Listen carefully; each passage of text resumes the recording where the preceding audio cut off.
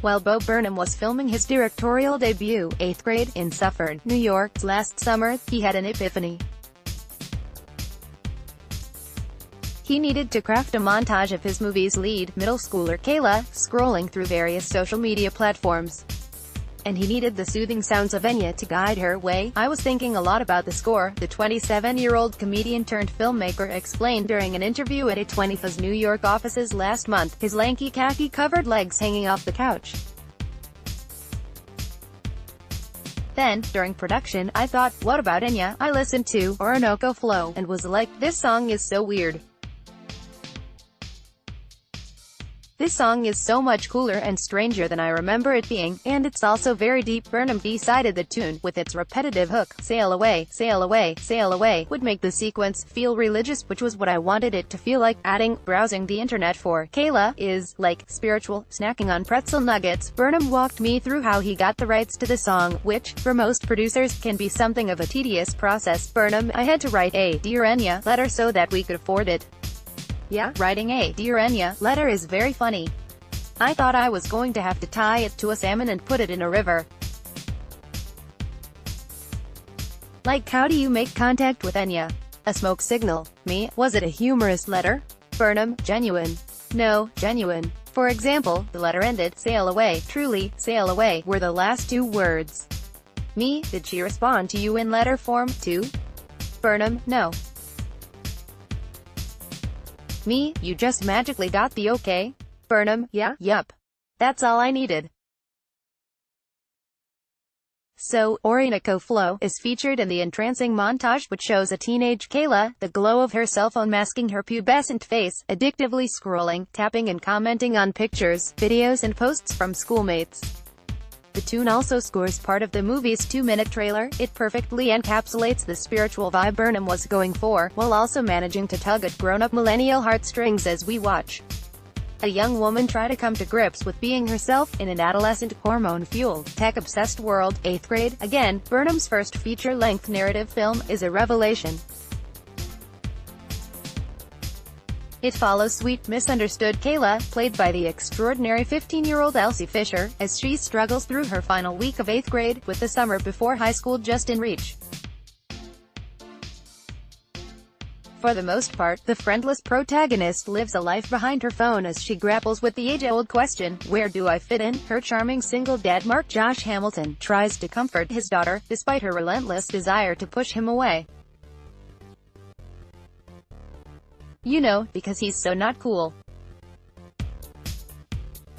It's early teenagehood at its finest. Face acne, social anxiety, deeply emotional music and all. I was feeling unsure about myself. Burnham told me of the inspiration behind the film. I was transitioning in some way and it felt like I didn't know what was going on. I wanted to talk about what it felt like to be alive right now, and it just seemed to integrate with 8th grade well. Burnham considers that school year to be pivotal in terms of self-awareness, a time in your life when, as he described, the lights have all of a sudden come on and you're like, oh my god, I need to fix this and this. I'm so embarrassing. That, for me, is the beginning of the thing you struggle with for the rest of your life, he said. You're a person in a head trying to express yourself in a world full of other people.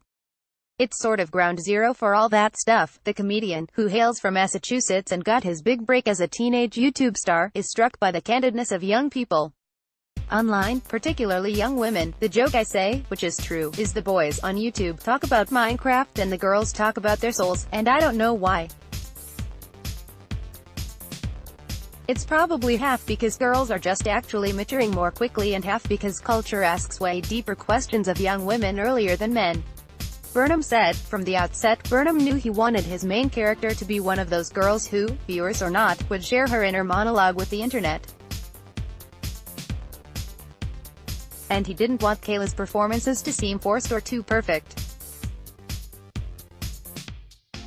Rather, he wanted them to feel natural, because most teens, despite what other movies might tell us, aren't little poet laureates. 10 things are going on at once, he said of the YouTube clips he studied. You see, a girl trying to express herself, trying to be something, having a vision of how this should sound in her head, saying it stub-like, reacting to that. Also, getting bored, being sidetracked. I felt the dynamic between what that is and her actual life would be an interesting story. The experience of being young is not just the fact that the world is against you, but that your own mind is against you," he added.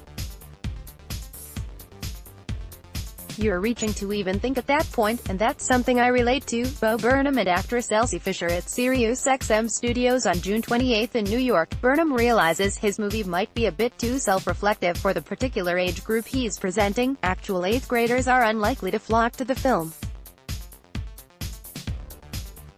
Those of us who grew up listening to Enya's enigmatic lyrics are more probable audience members. Ultimately, his goal is for 8th grade to allow an older set to relate to Kayla and other kids her age and not just wax poetic about their own long-lost childhoods. He created the movie with the intention of it being visceral rather than nostalgic. "The hope was to clear your mind and see things as she sees them, as fresh and new," he told me.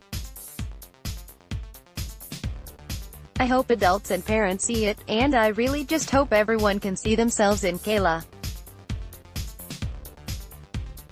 A 40-year-old man can see themselves in her," he concluded, pretzel still in hand. "I just really set out to make a movie for me. I wanted to make a movie that I really want to watch, and that's what I made." 8th grade hits theaters July 13. Related.